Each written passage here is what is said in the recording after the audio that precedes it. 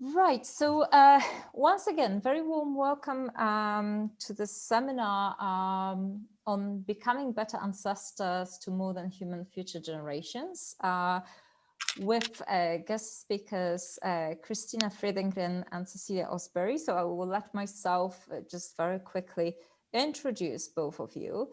So Christina is Associate Professor at the Archaeological Research Laboratory, a Department of Archaeology and Classical Studies, Stockholm University, with a number of publications in archaeology, FORMAS, Posthumanities, natural cultural heritage, and environmental humanities. She's heading the Stockholm University Environmental Humanities Research School and is one of the founders of Stockholm University Environmental Humanities Network. And of course, Christina is archaeologist, for those I think that most of you know already.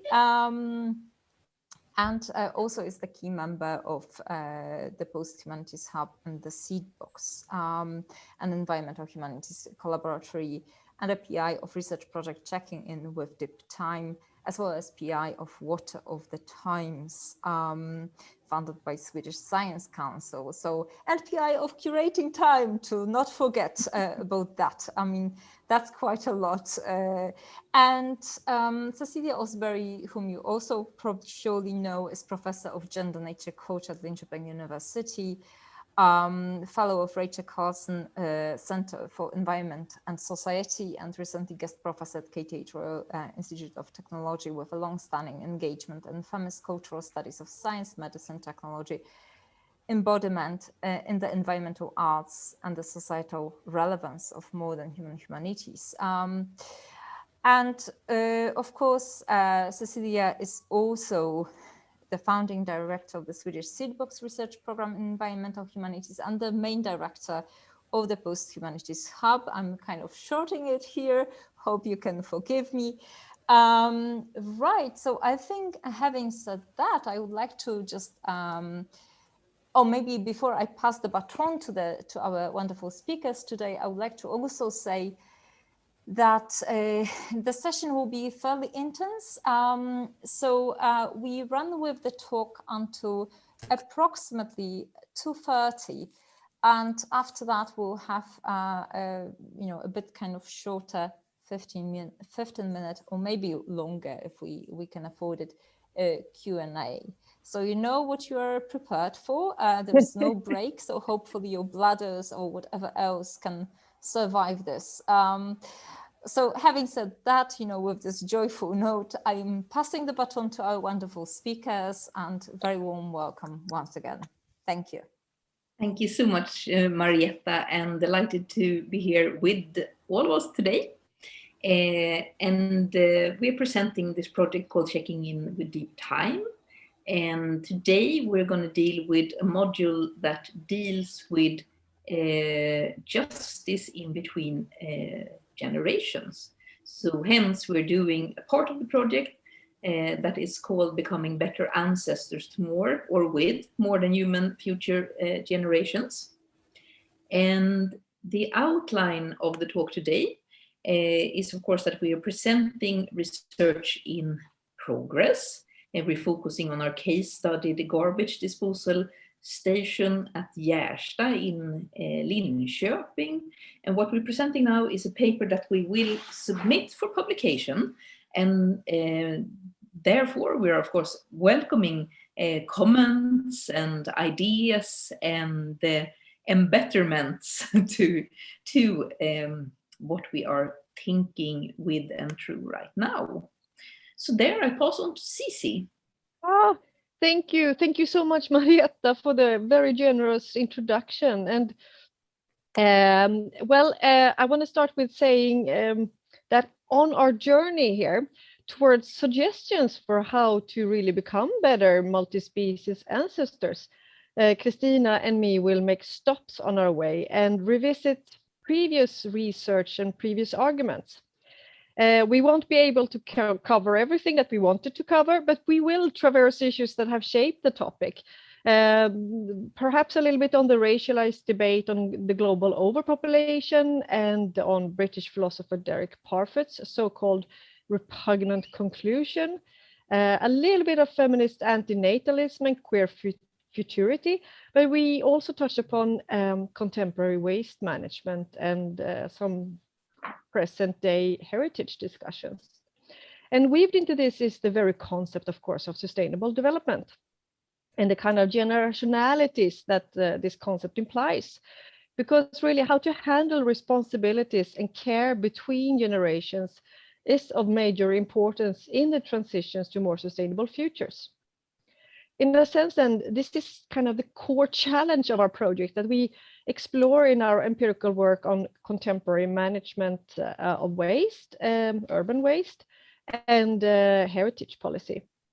So while there is a rather wide consensus around the goals of sustainable development, the very notion of sustainability, alongside concepts like resilience or planetary boundaries, stand out as quite belabored concepts in critical research.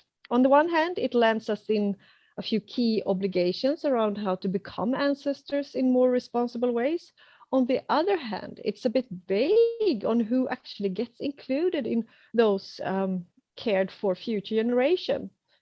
And this is a key critical question for how to navigate in matters around sustainable development. And we ask with scholars like Stacey Alaimo, what is sustainability supposed to sustain?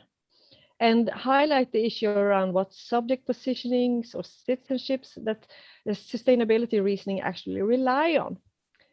Now, famously, the Brundtland Commission formulated sustainable development as, and I quote, a development that meets the needs of the present without compromising the ability of future generations to meet their own needs. Now, this definition asks for actions that leave freedom of choice for coming generations, and it opens a space for our present argument and exploration. Crucially for us, it begs the question of non-human time, agency, and generationality on a more than human planet, unjustly imprinted with some human legacies at the expense of others. And let me say right away that simply thinking sustainability in more than human terms is probably a major provocation or a major contribution in this kind of research in itself.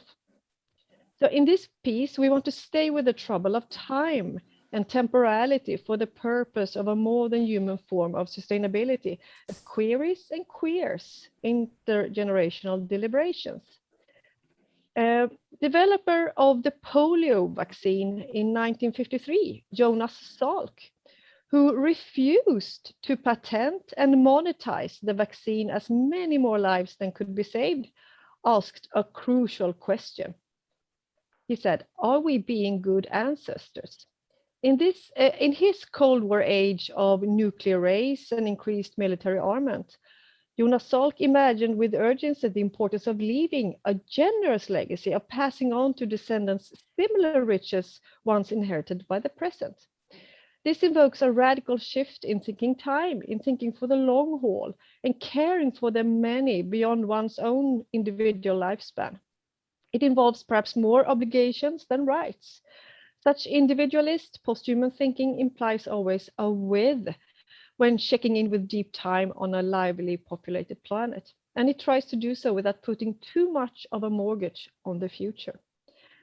So in the present Anthropocene situation, the planet's future has been colonized by Western industrial heritage, resource extractions, toxic alterations, mass species extinction, and heat, as the planet keeps warming from increased releases of CO2, methane, carbon dioxide, methane, and other greenhouse gases. A lot of climate science and youth movements like Fridays for Future or Extinction Rebellion have pointed to the pivotal point at which humanity now finds itself. What legacy are we leaving to our great-great-grandchildren, or simply actually to our present kids?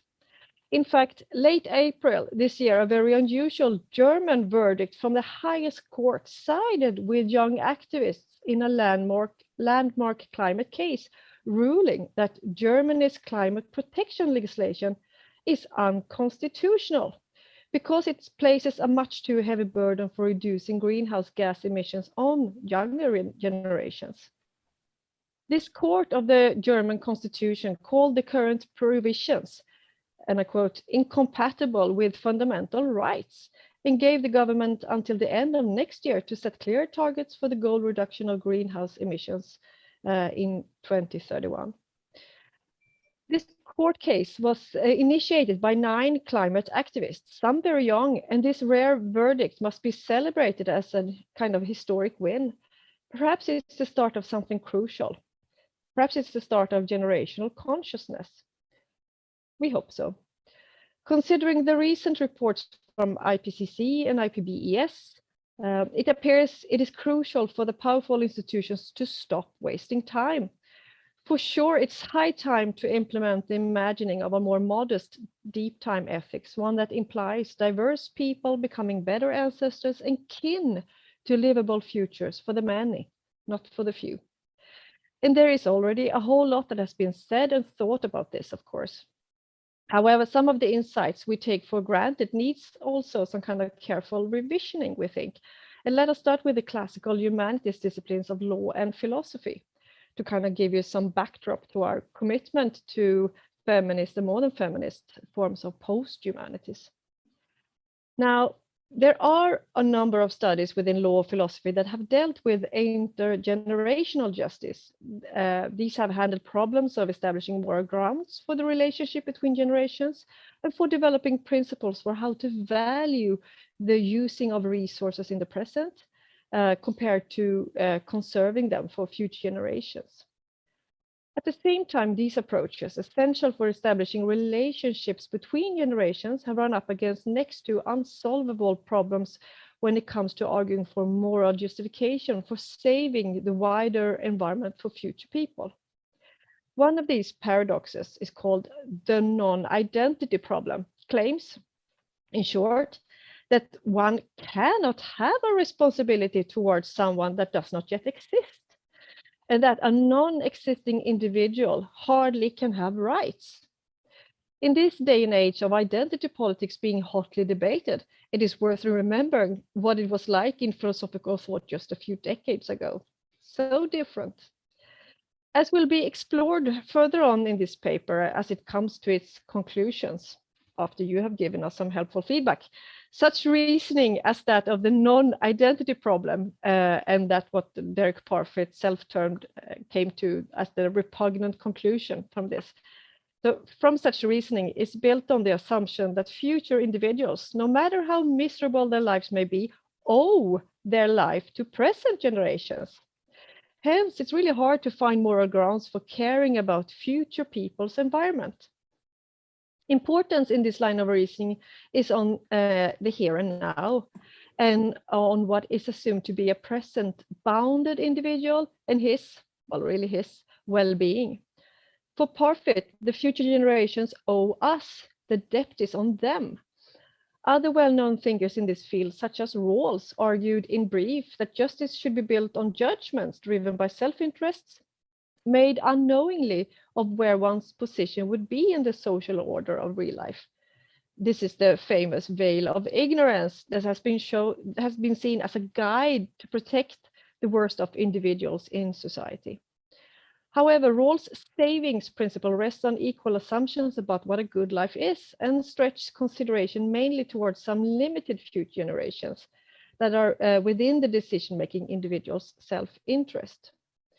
To amend this, Rawls also introduced a solution around that justice between generations that is upheld by that current generation can see what earlier generations saved for them, which would make current generations want to save for futures.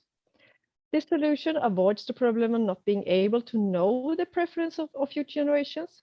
The question of intergenerational justice is hinged on if present people can trust that earlier generations followed the principle of saving for future generations. And in that, Rawls also navigated around the non-identity problem. Now, we would like to open up the conversation about these questions and particularly highlight that these matters are also about bodies and species relationships over time, longer periods of time, but also about gender and its etymological kin terms like generation.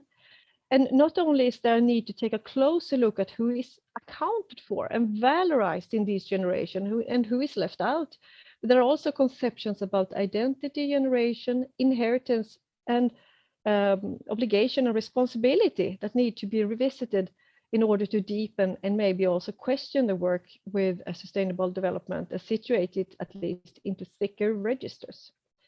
This paper, we hope, will move beyond concepts that are used to discuss intergenerational justice, as those deriving from population ethics, for instance, that the idea that an act can only be judged as benevolent or malevolent due to its effect on someone, and non-identity problems that frame up the responsibilities we have to people we cause into existence, and instead suggest more imaginative and perhaps at the same time more plausible and mandating ways of forward by engaging with and transforming the reasoning with theoretical tools from critical thinkers of feminist posthumanities and other versatile labels, such as the work of Karen Barad, of course, Myra Hurst's generous work, Michel Bastian's work, Diprose, Desprez, Haraway, and many others.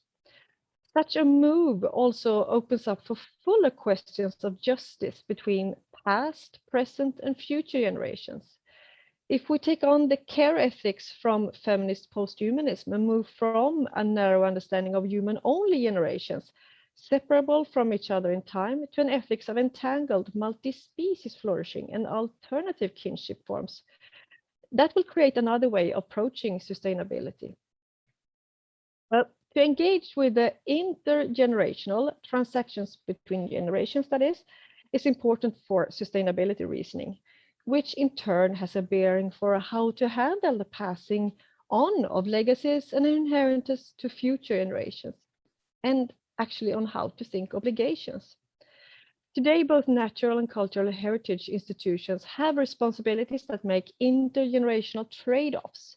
For instance, to make the resource allocations between generations in decisions on whether to use today or save or preserve for the future.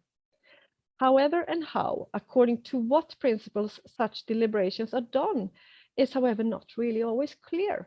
So Christina and me are in our research examining general questions around the intergenerational, as well as we try to exemplify the reasoning through a case study of, well, let's call it nature culture heritage, but constructing a new tool in the concept of the intragenerational. The overall objective is here to explore both how generations can be approached differently and hopefully more productively, and thereby to show other ways in which cultural and natural heritage can be tied to sustainable development in better ways by focusing on matters between generations, such as urban waste. And we do this by widening the intergenerational to the intragenerational to explore temporal responsibilities. Thereby, the research deals with how to navigate in the world of multi-species temporal and generational entanglements. To quickly dip into some key terms here, a major rethinking of such sustainability ethics is in the making in research, and there are many objections held against, for instance, greenwashing and the option of settling for conservation for the future without acknowledging the ongoing change of environments that we already live with. Many writers within the environmental humanities field engage in issues about the importance of practicing care and responsibility over generations to mourn losses and sacrifices. And Hugo Reinert and Christina Fredengren and Marietta Radomska are a few who have worked on this. And also on how to learn how to recuperate and connect to already wounded landscapes and learn how to practice hospitality and to inherit well. According to Deborah Bird-Rose and other authors in a 2012 article, we need to learn thinking through the environment and follow how human awareness is expanded by following the non-human, the less than human or more than human trails beyond the limited humanist imagination. In addition, we think that what is needed is to address the materializing, relational, and emotional processes of time. Even to rethink time itself, timing and temporality, as time does not only happen, but as Michel Bastian has pointed out, it's also something made. And of particular interest to the current paper is the time philosophies of, for instance, Bastian, Deborah Bird-Rose, Barad, that could be useful in engaging with matters around sustainable living and care between generations. These are connected to a rethinking of temporalities and responsibilities produced together with human and more than human others to discuss commitments that really stretch over time, long time. Such feminist thinking frames can be juxtaposed against the struggles that ordinary philosophy has in discussing justice between generations. For instance, Rawls and Parfit. In this paper, the relationship between nature, culture, materialities, and a variety of temporalities are engaged with in the setting of a case study of Gärstaverken, a waste-to-energy garbage incinerator, a plant, and which is placed on an Iron Age sanctuary where numerous materially entangled temporalities meet. So here we approach trade-offs between generations that matters for how we can re-envision and challenge traditional ideas about sustainability as equity transferred from one generation to another. Take it away, Christina. Yeah, I'm going to take it from Gärstadsverken and dive a little bit further into the question of the inter and intragenerational. And here the philosophy of both Parfit and Rawls is built on the liberal formulation of the individual. This is kind of at the base of the non-identity problem, where individuals are seen as temporally and physically bound persons. And this particular reasoning run into trouble in their want for existing future individuals in ways that can be represented before the justice and that can have claims on the past, for example. A little bit about what Cici was addressing there. And what we do in this project is that we introduce the term intragenerational as a figurative innovation that could be useful for addressing time, place, and ecological embodiment. And here we do a classical twist on the Baradian intra as a measure to focus on the co-becoming and livelihood across generational and individual and identity politically induced splits in order to include a coming together with a more than human. Hence, we're doing an agential realist take on ancestrality and descendancy.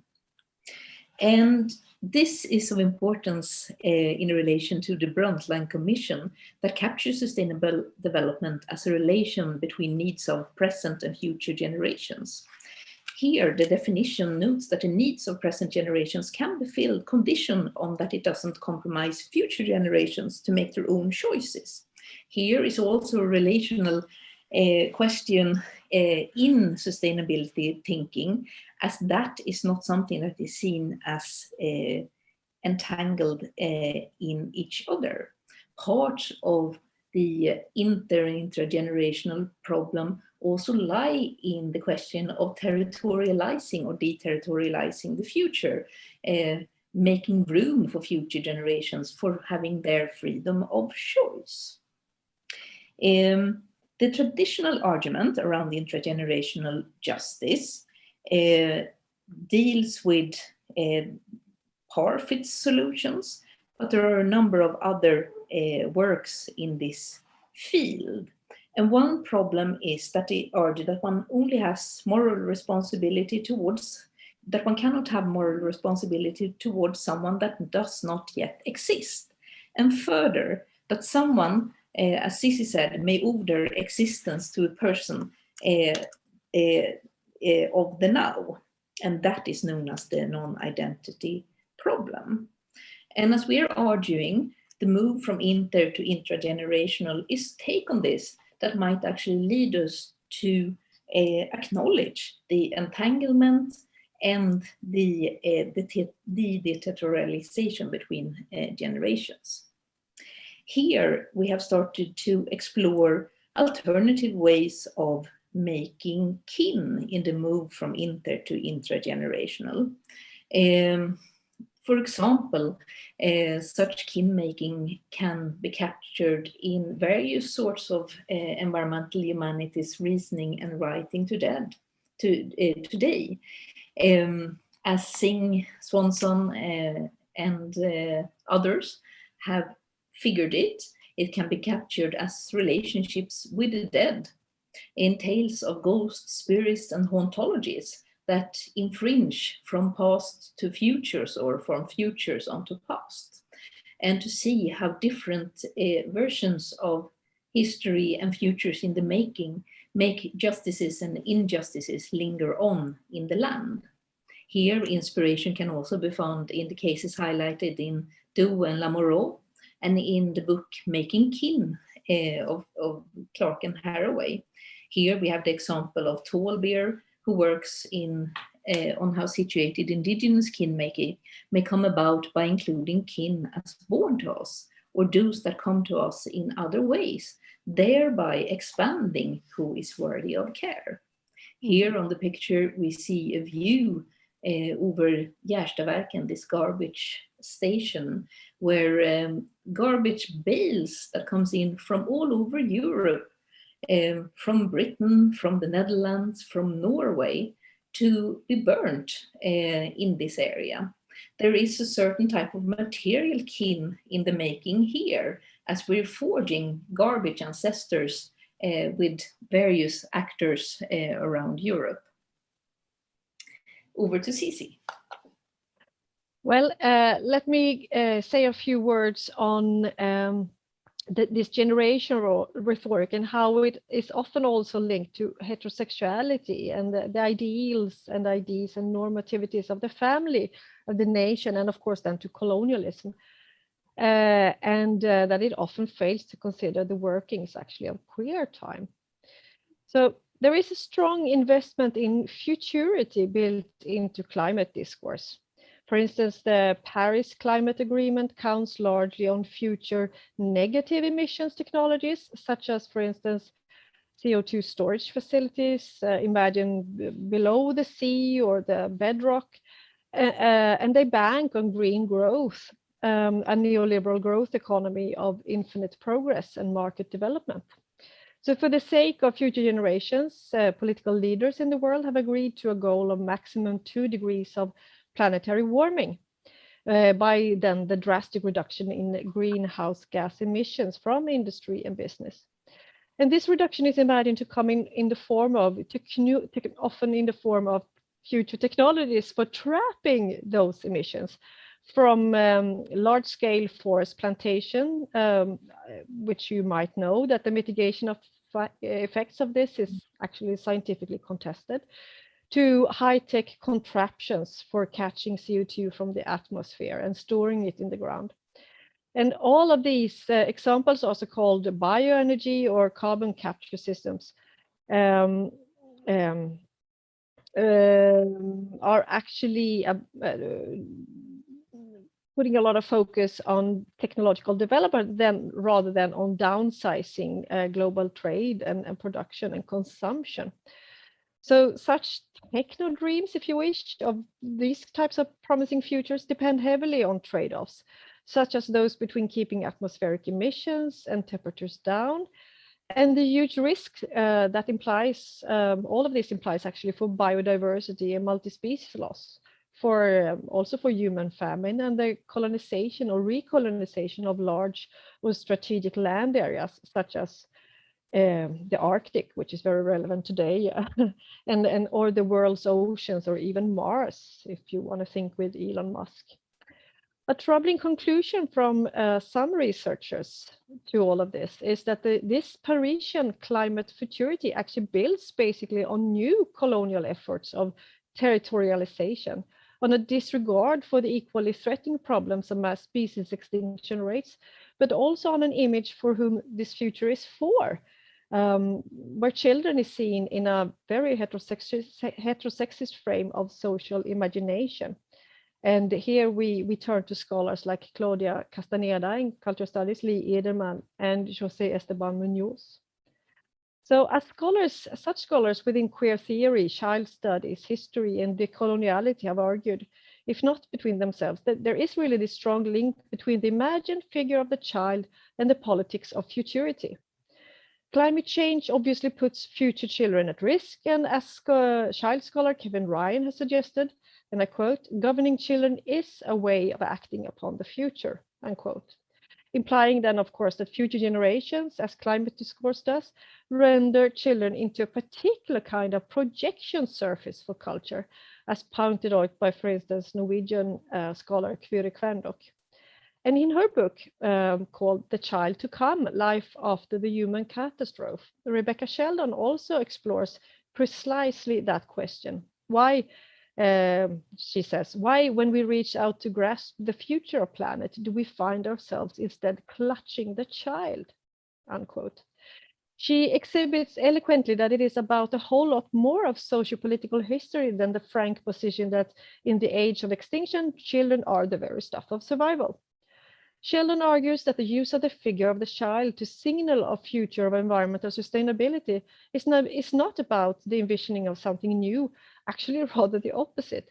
The child at risk by ecological collapse, species extinction, and accelerating climate change captures rather the threat to the already existing and self-similar ways of present existence. The child figure, often visualized as a chubby white baby, functions almost like a clone figure of the present self-same, the humanistic and bounded individuality. And in Sheldon's vein of thought then, the child actually represents more of the same rather than newly imagined futures.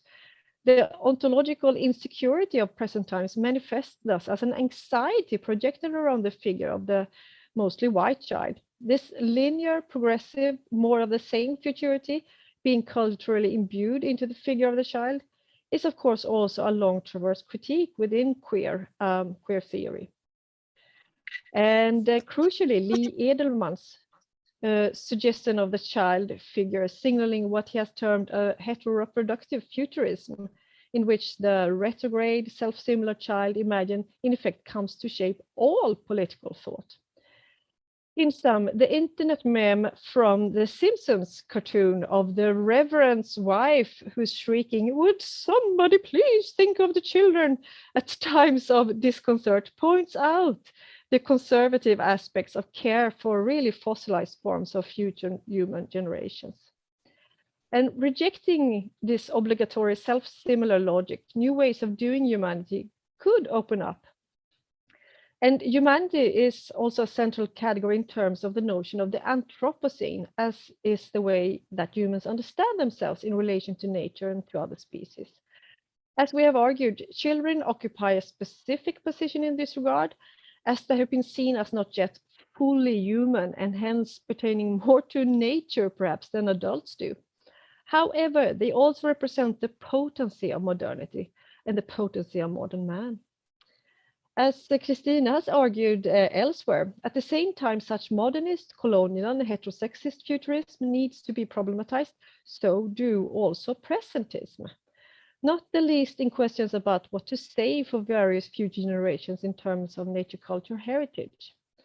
And as Norwegian cultural scholar and archaeologist Kyrre Kverndock points out, presentism plays a great role in the generational rhetoric that works to promote a specific way of thinking about the future, as it ties abstract phenomena as climate change to something mundane and straightforward.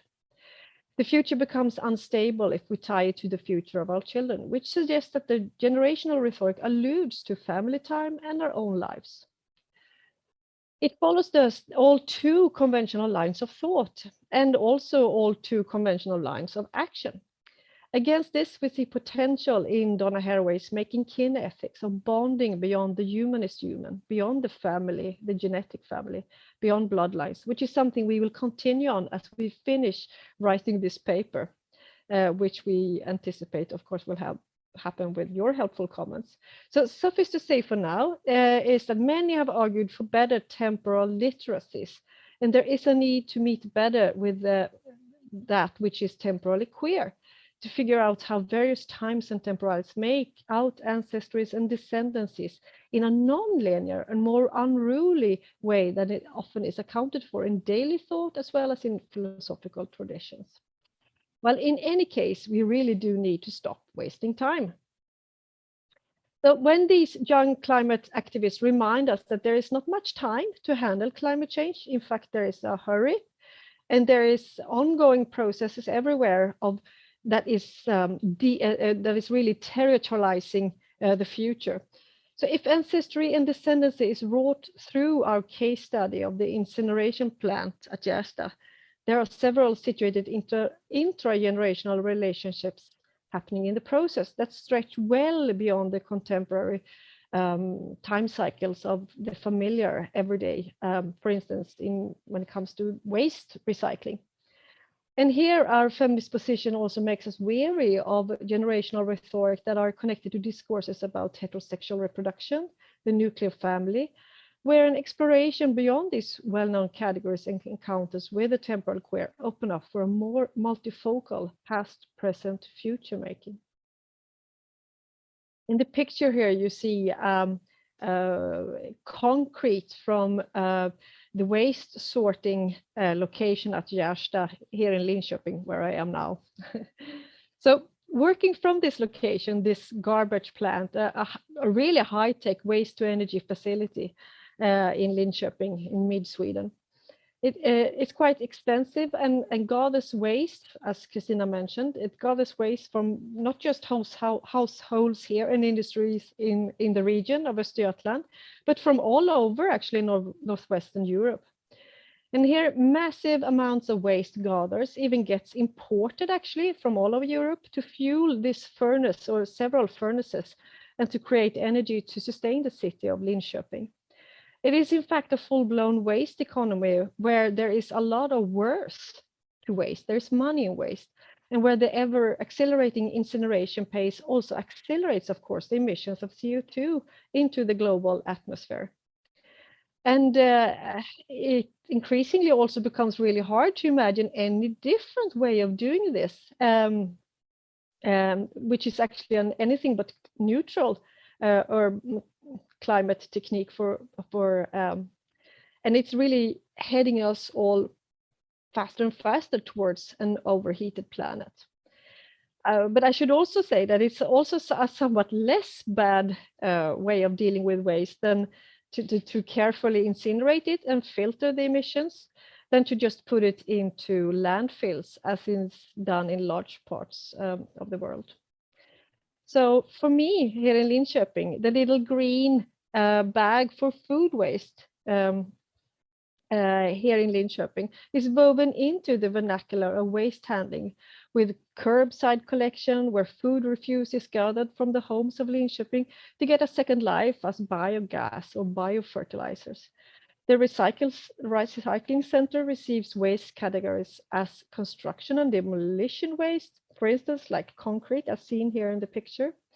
And this anthropogenically formed conglomerate, concrete and cement, are but one example of waste categorizations done at Gärsta, but it's quite a heavy one.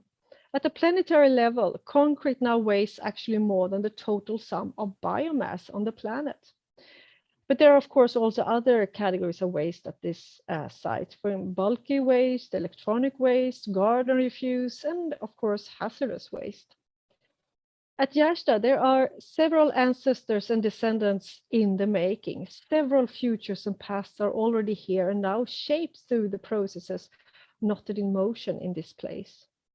This waste plant with its incineration furnaces can be analyzed as a central node in garbage metabolism that stretches into and comes about through several past, present, future relations. And the ancestrality that forms at this particular place is composed of the remains of extractive activities in remote places that transpose descendancy into damaged landscapes where, for example, techno-futuristic green ideas imagine that coal, copper, and oil have been removed in the future and amalgamated into the products that continues the life in other places before arriving at Gärsta. So the situated intra-generationality of Gärsta is further composed in the production of consumer and industrial goods and used in several intermediate places in Western Europe, where it's, for instance, transported into this resting place at this station. And as mentioned, some of the garbage is burnt into the furnace to heat up the town of Linköping, and other parts are sorted, recycled, and used.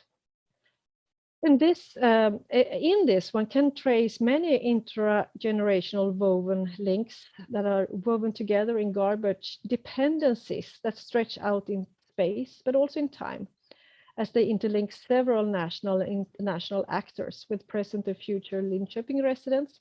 They will have the reliance on the garbage production continues to keep their heating systems going. Also, the site of the garbage plant is located on a former modern extractive landscape where materials have been scoped out in the 80s and 90s, right, Christina, to produce, for example, garden products such as leca marbles that many of us use in our garden pots today. So some of the garbage at Gärsta has been made use of as landfill to level out also the scarred grounds in these leca marble sites, where some of the ditches have become water-filled and made into bird habitats. And these birds, in increasing numbers, also feed on the garbage accumulating at Gärsta and are just as the humans entangled in the garbage economies for their future. As feminist STS scholar Tora Holmberg, for instance, has noted, non-humans like microbes, worms, rats, and rooks carry out labor in these waste economies. So also at Gärsta, several animals toil with the waste. What can be added is also that they are also entangled in intricate intergenerational networks as both benefactors and victims of these garbage dependencies that we now live with. So there are more intergenerationalities in the making of this site, while much of the waste gathered up at Gärsta gets a second life by upcycling, recycling, and is put to use in the energy systems. Some of it also leaks out and gel into the creation of futures unknown, not genetically, bodily, or socially shaped. Just like Gärsta was once actually an exquisite Bronze Age site of sacrifice that was carefully excavated by archaeologists like Christina, we ask what sacrifice this site now actually puts onto future generations. One example, and this is my last example, is the fly ash. That is the waste or the refuse from the incineration of the waste. Such fly ash may contain actually does contain a lot of toxins and heavy metals. And in the case of Gärsta, fly ash is gathered up and sent for terminal keeping to an island just outside Oslo in Norway.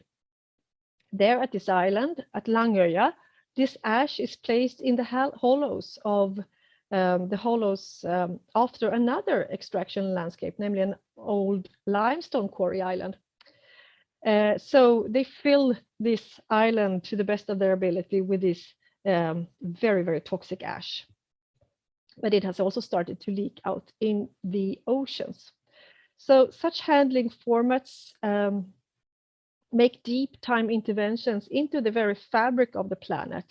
And of course, it also ties future more than human and human generations into responsibilities and possibly poisonous effects, and therefore contribute to the conditioning of their lived futures and their embodied subjectivities.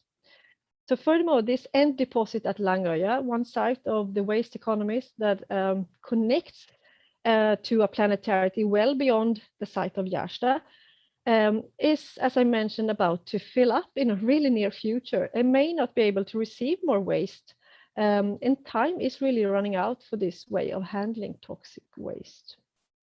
Now, the queer material temporalities contributes latently to the forming of all kinds of both present and future intragenerationalities of the human and the more than human inhabitants of heated and toxic futures to come.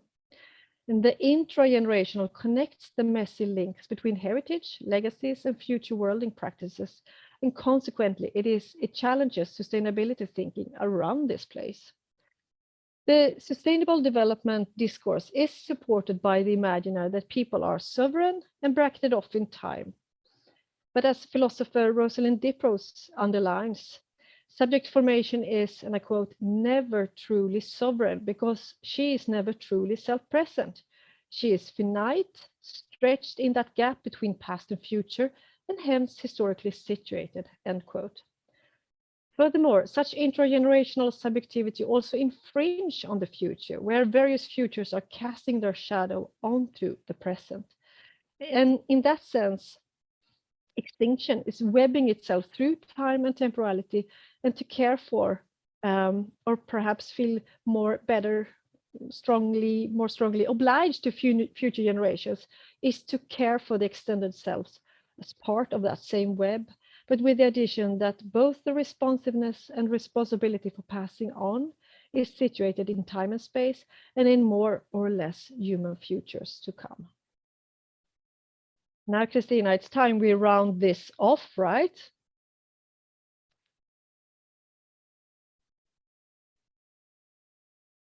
Unmute yourself, Christina. Sorry. Please. Yeah, at the end of this presentation, we want to revisit sustainability.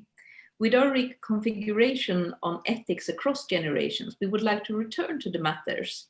And as framed in our common future, access to the environment is a fundamental human right, that human beings have the fundamental right to an environment adequate for their health and well-being.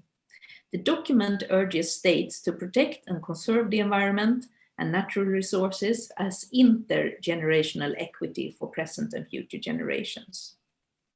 States shall further maintain ecosystems and ecological processes essential for the functioning of the biosphere, shall preserve biological diversity, and shall observe the principle of optimum sustainable yield in the use of living natural resources and ecosystems. Here we return to Alaimo, who urges humanities scholars to ask what is that sustainability seeks to sustain and for whom.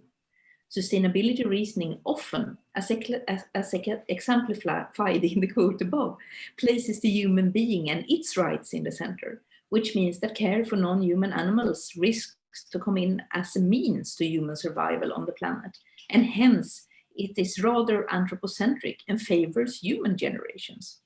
The appliance of our reasoning in this paper points out that no such pure humanity is to be had, nor such time-bound generations or individuals as the present is conditioned and infiltrated by the past in both material and immaterial ways. It also projects into various futures. Hence, an adapted sustainability reasoning would make us better ancestors by adding reasoning around the more than human and by placing multi-species and the well-being of entangled multi-species generations center of sustainability discussions.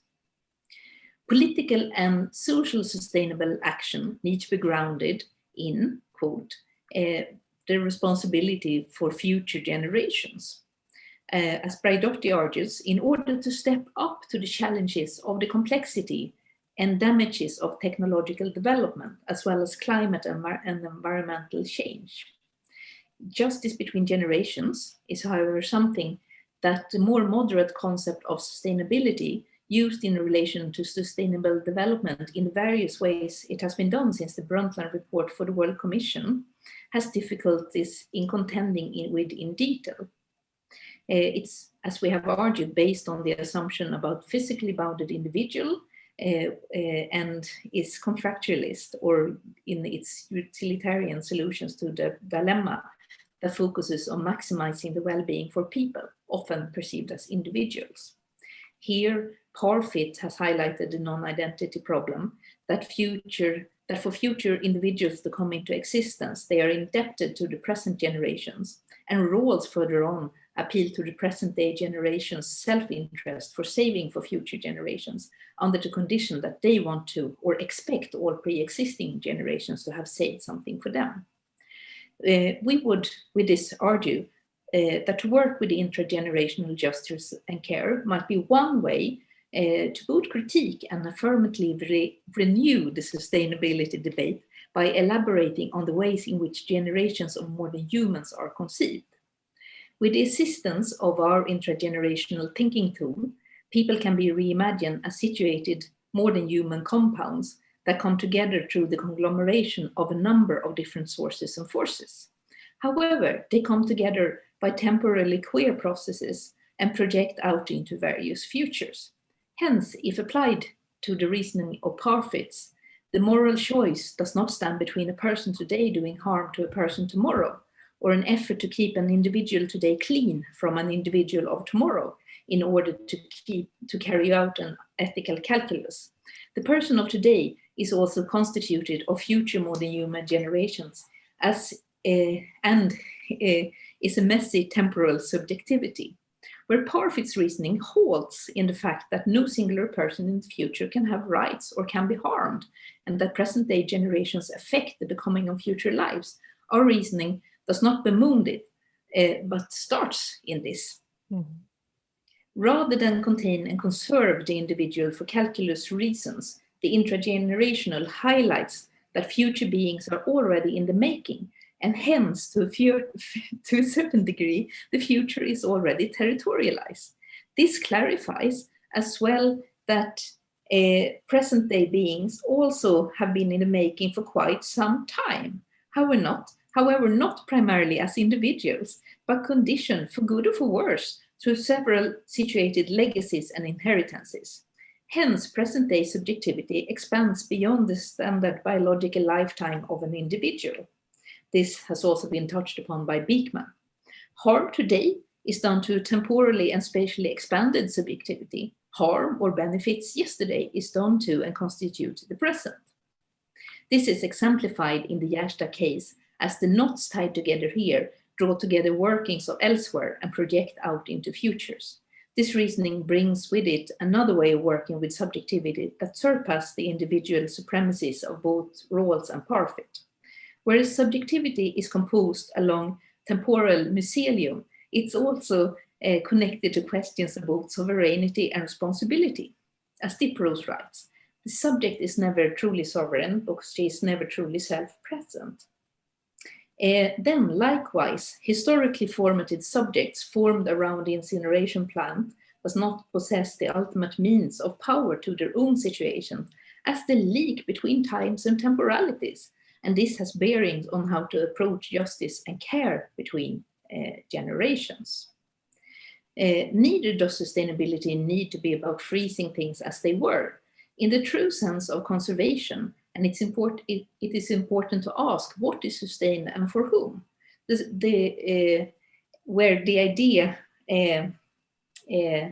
is that everything is connected. Hence, this paper has bearings for deliberations both about the general statement on sustainable development, but also for deliberations in natural cultural heritage questions. Often conservation, as one would think of around the Gjerstad archaeological site, is carried out to establish relations with both present and future generations and pass on savings onto the future. However, our reasoning further queries these proposals and want to make it bid in a continuous discussion on how to alter and joyfully expand the sustainability discussion. And on those words, I think I am finishing.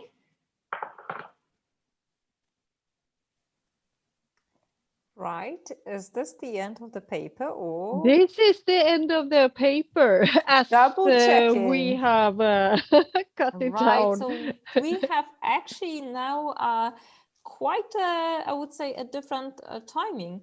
I wanted to ask you, the speakers, namely, would you like to have a 5-minute break to just stretch your legs and then return 1/4 past? I think that would be probably good for everyone to have a little stretch, Meanwhile, we love our biological comfort breaks, Marietta. yeah, yes, of course. But I mean, I wanted to also say that please leave your names in the chat box if you have questions or comments.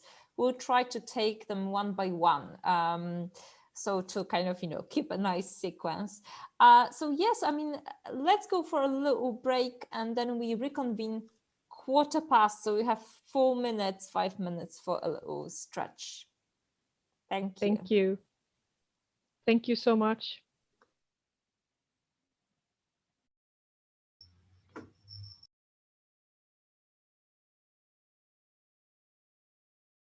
Four minutes. So hopefully everyone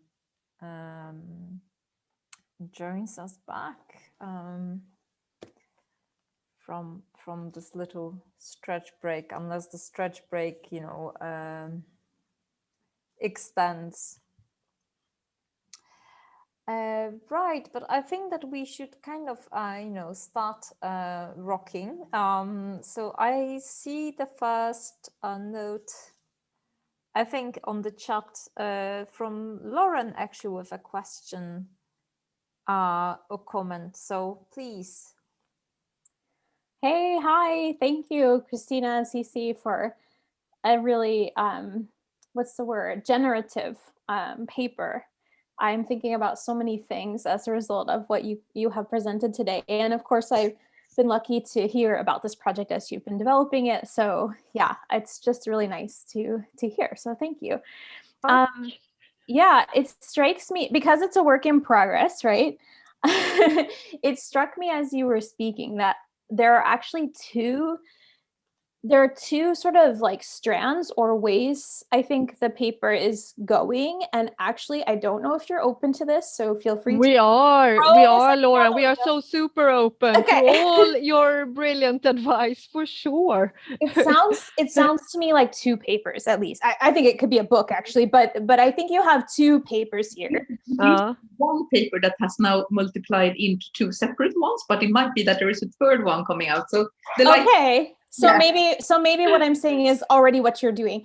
But it strikes me that you have this one strand where you started talking about the children suing the governments, talking about maybe Greta Thunberg talking about Fridays for Future and Extinction Rebellion, right? So the children and the German case, there was a case in Sweden as well, I think, and they won, right, with two teenagers, or maybe it's ongoing.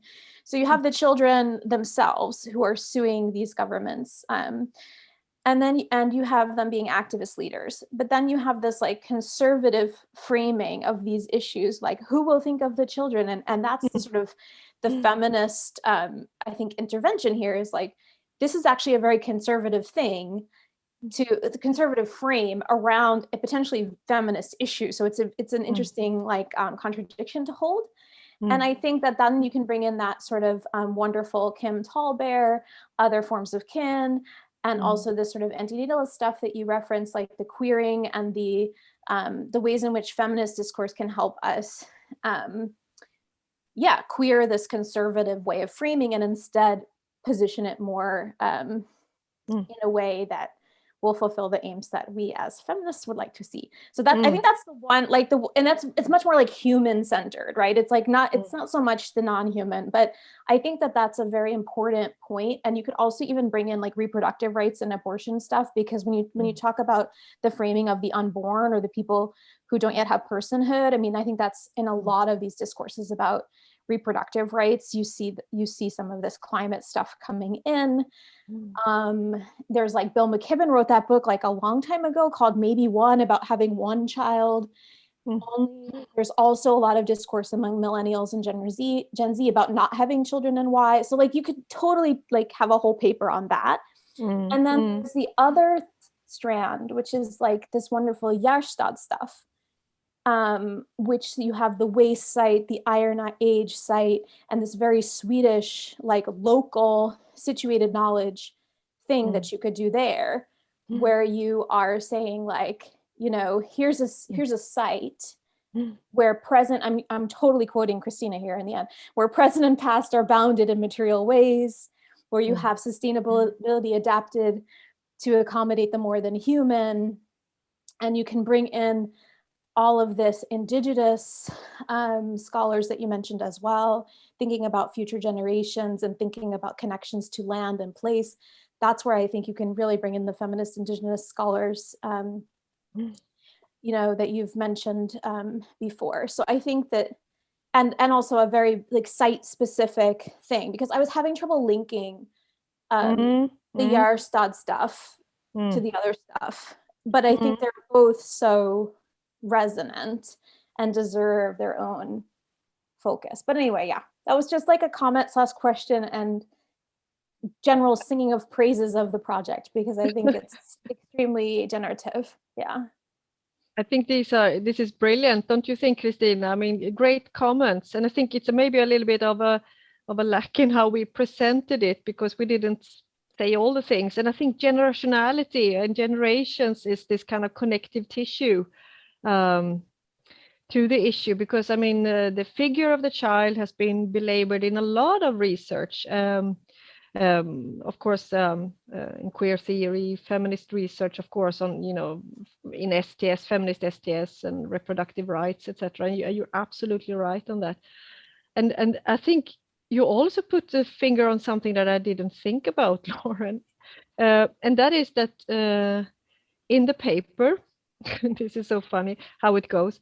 Actually, there are two cases of this with younger generations or children being, because the figure of the child makes them actually powerless. It makes them into just this passive surface for, you know, conservative, if you wish, or hetero-reproductive futurism, if you talk with Lee Edelman. But actually the climate activists, and that bit actually is a more agential younger generation who is actually affecting change. We have a comment from Michelle that Exactly.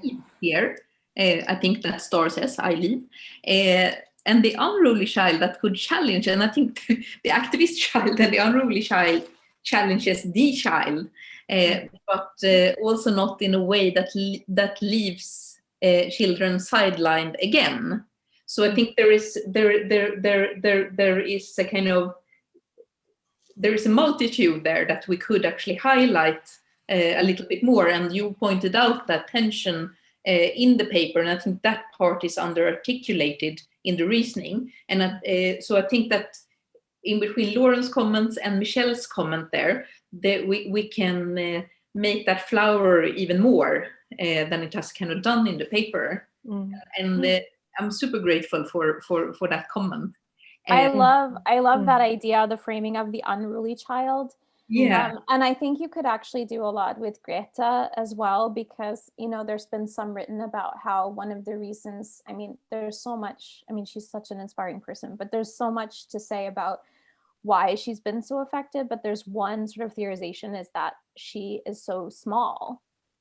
This has been have you heard this? That she suffered from, and I'm sorry, I don't mean to like violate her privacy or anything like this. I think this has been public because I just have read it myself, that she had suffered from eating disorders early in her life that stunted her growth.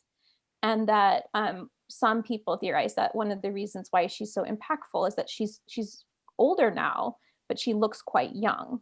And even when she came up to prominence, she was 16, but she looked much younger. And there was this idea that there's this small, young woman, right? And it always reminded me too, Cece, I think we have talked about this, about the statue on Wall Street of the girl with the, right? Yeah, and how standing in front of the bull. Right, and how that is seen as like this amazing like feminist thing. And I always found it kind of offensive because I'm like, why do we have a girl? Why don't we get a woman? Like, why is female power only seen as okay when it's in a body of a small child, right? So I think that this unruly child is such a cool thing to work with. I'm going off track here a little bit, but yeah, I think it's fantastic what you guys are doing. So yeah, keep going.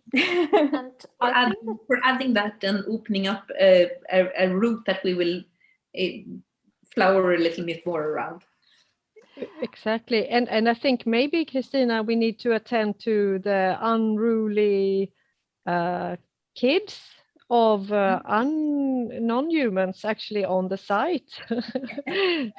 I mean, there are tons of actually bird species that are nesting at Gärsta actually. And of course, I mean, this is, it's so hard when you take some things for granted, like, that these toxins, these environments that we live in, of course, are part of our bodies and will be passed on both genetically and, just in the general biological accumulation of toxins and bioburdens, and passed on to generations. I mean, I know that several of you already know a lot about, dioxins and how these toxins actually affect, for instance, eggshells and, cause extinction of certain species. Yeah, and actually we have next kind of, and I'm Oh, sorry if I'm yeah. sort of jumping in, because I mean, I think that this is the direction that you are actually going quite closely to the next kind of comment/question.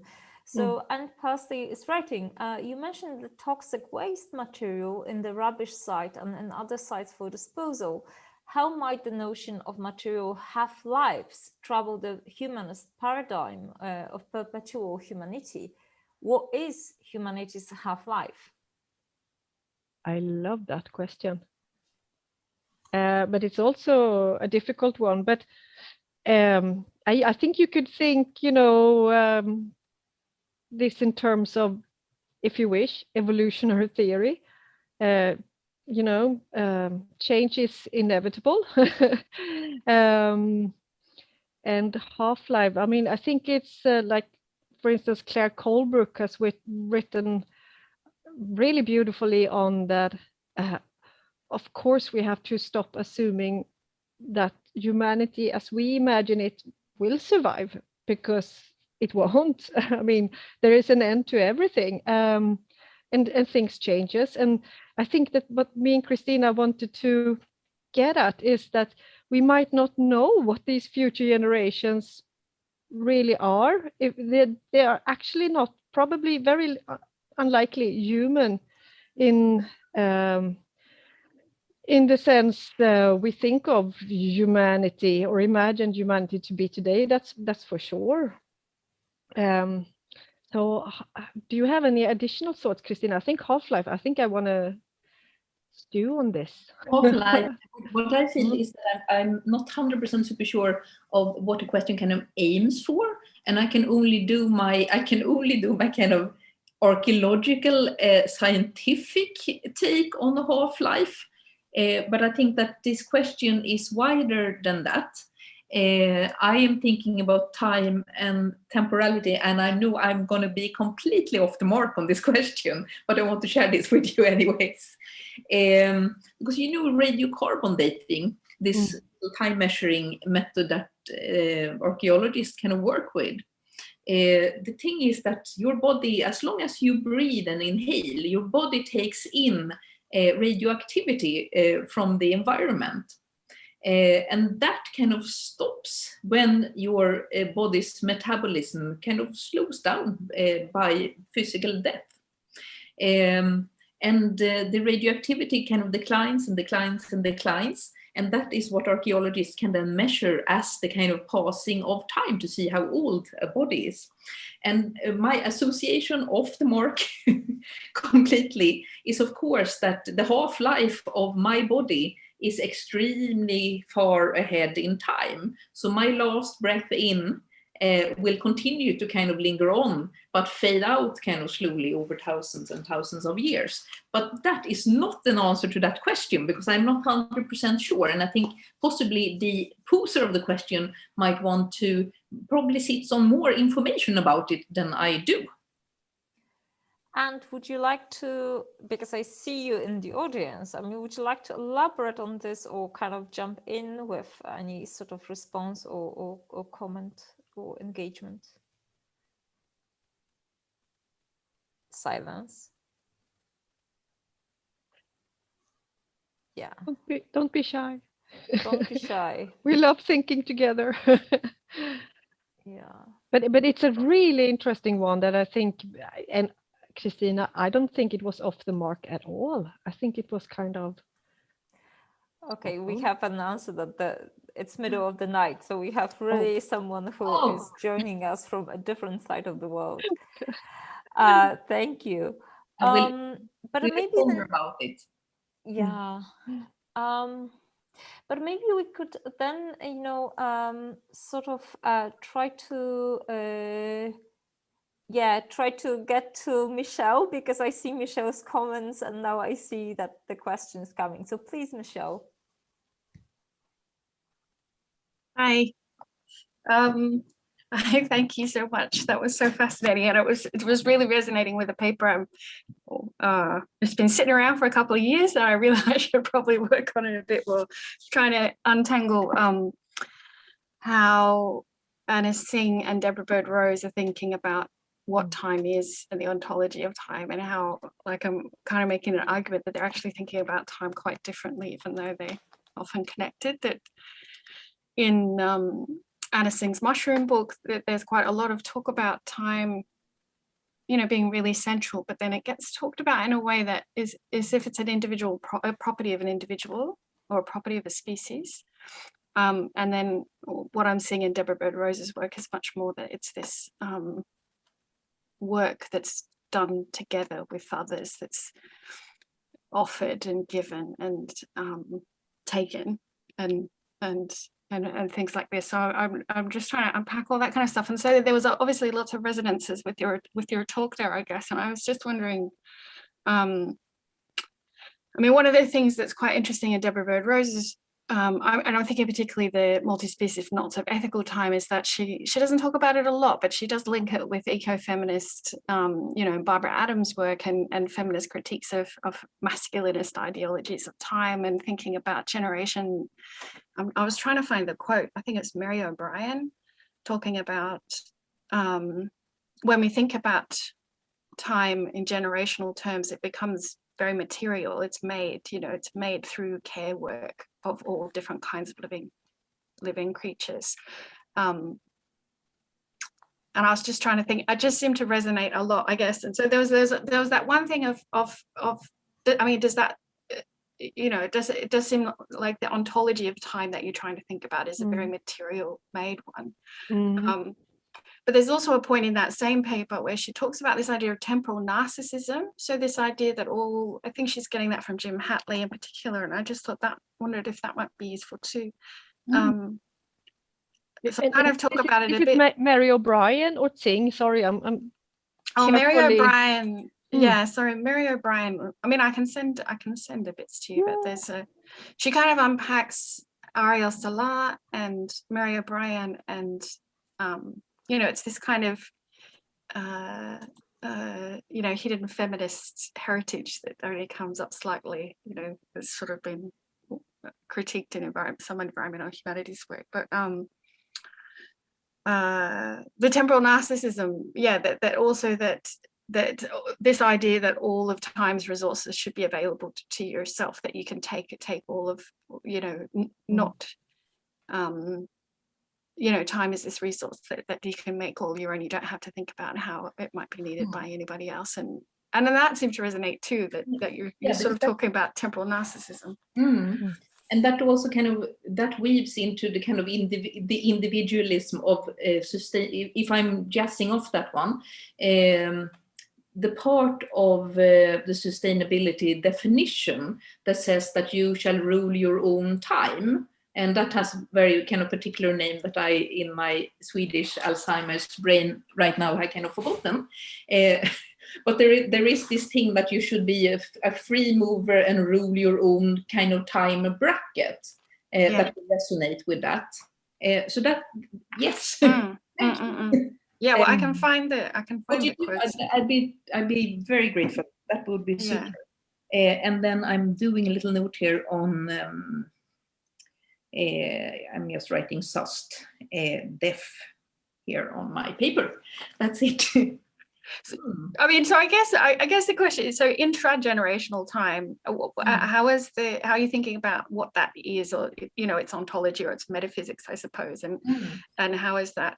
Or the way you might perceive it in a different way, Cici, but the way I kind of perceive it is of course that whatever kind of critter we are kind of stretch out in various ways in time, and we are co-making time outside our kind of bounded individuality. So that kind of, as I was kind of saying with this archaeological example, my breathing out is of course not mine, but it actually continues to kind of infringe. I think the people whose bodies are kind of buried at Gärsta, they actually still kind of affect us, but not in a very kind of a major kind of way. They are there, they're not doing too much fuss, they are a little bit kind of in the way when development comes, and they're scooped out, and someone can take a radiocarbon dating sample kind of from them, but they are entangling kind of in the here and now. And in that way, you will have that kind of the kind of spread out of your body kind of over considerable amounts of time, as the spread out of this kind of garbage also kind of goes out kind of in time, although kind of situated. Well, I mean, and I just found one of the quotes. So this Mary O'Brien quote, which is like, you know, problematic in some ways, but you know, species persistence as the material substructure of temporality. So she's criticizing this idea of time arising from death. So Heidegger, I imagine, and that you know, thinking about species persistence as the material substructure of temporality. And I think, you know, I think we need to think about that in a multi-species framework, obviously, rather than individual. But just to think about that, yeah, time not as this kind of abstract flow, but has this material substructure of all these multiple processes of intra and intergenerational care within a multi-species framework, you know, multi-species world, that's what time is. And it's just really interesting, because then she can talk about time dying, and she can talk about time being murdered. You know, you can talk about it in the resonances of what time is then become very different from this sort of abstract flow that we often get pulled into talking about. Thank you. I will now pass the baton to Liam, because I see the question coming.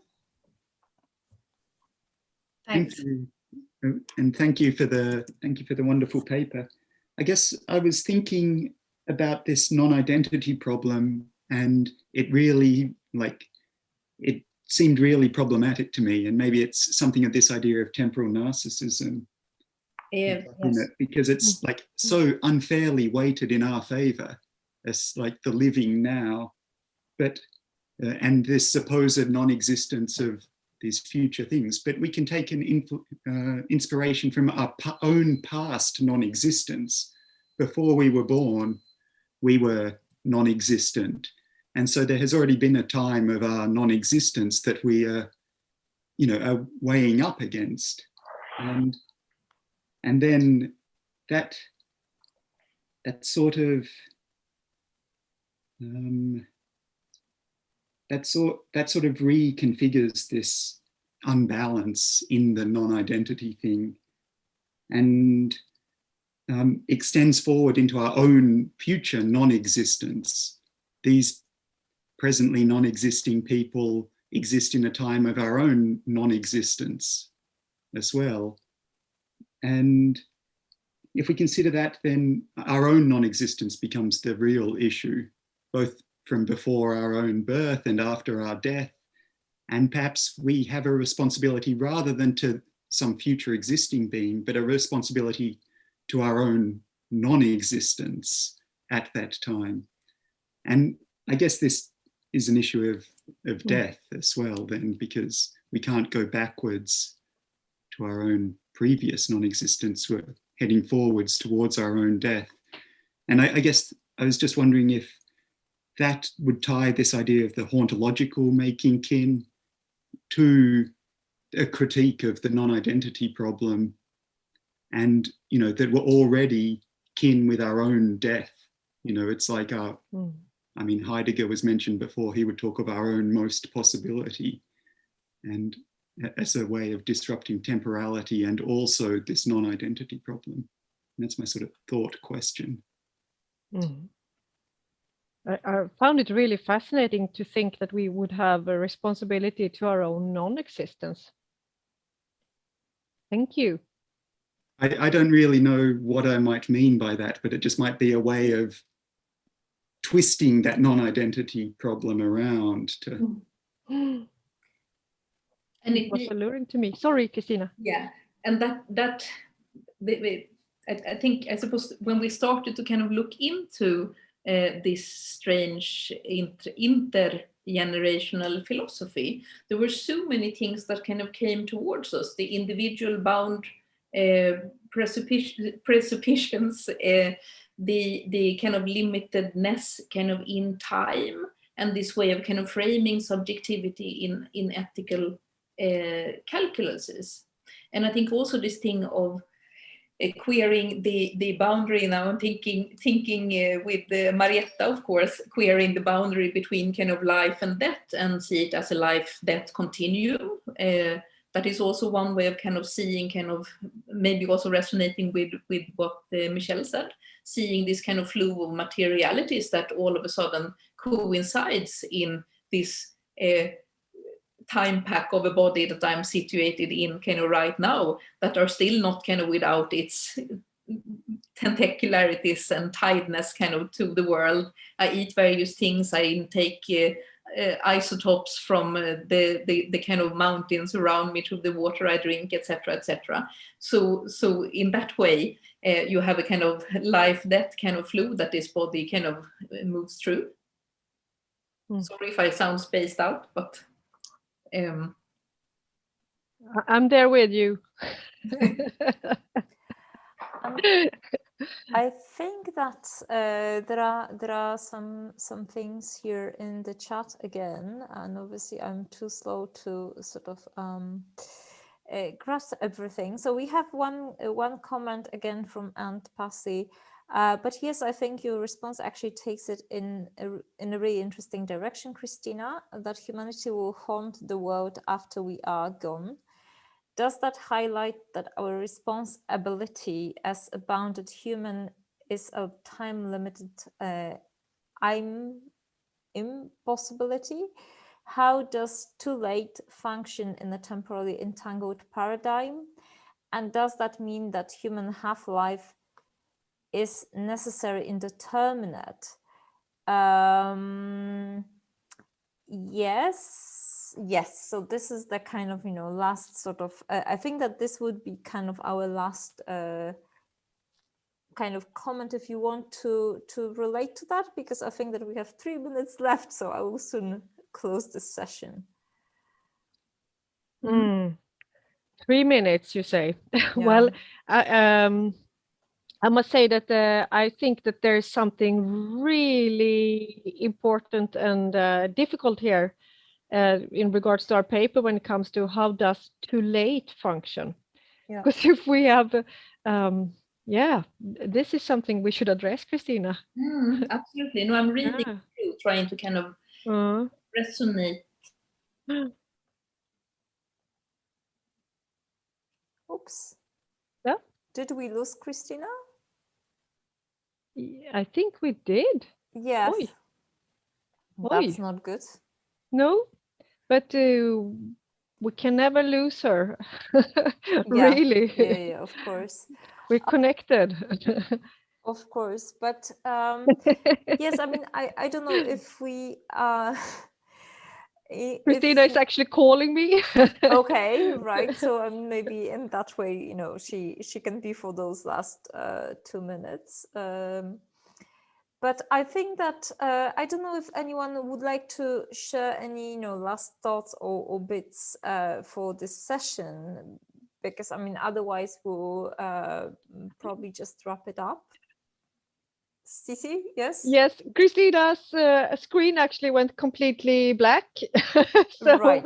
She's dealing with a malfunctioning computer at this moment in time. Okay. Right. But I mean, she sends her warmest regards. And as a last word, Marietta, thank you so much for sharing this session. And thank you all for listening and contributing so much and generously to this paper. Absolutely. I would like to thank you all for being with us today. And of course, I mean, if you have further kind of comments or questions or ideas, I mean, feel free to to contact Cecilia or Christina, I mean, you have access to all the emails online on our website. And I would also like to very warmly invite you to join us actually in a week time on Thursday, 27th at 1:15 Central European summertime, so Stockholm time. Because I mean, I see that there is always a confusion with time zones, for a seminar on queer deaf aesthetics with Karolina Żeniewicz and Jacob Rees. So hope to see you there, and thank you so much for today once again, and big thanks to our speakers. So thank you very much. Take care and have a lovely day. Thank you. Thank Bye. you very much.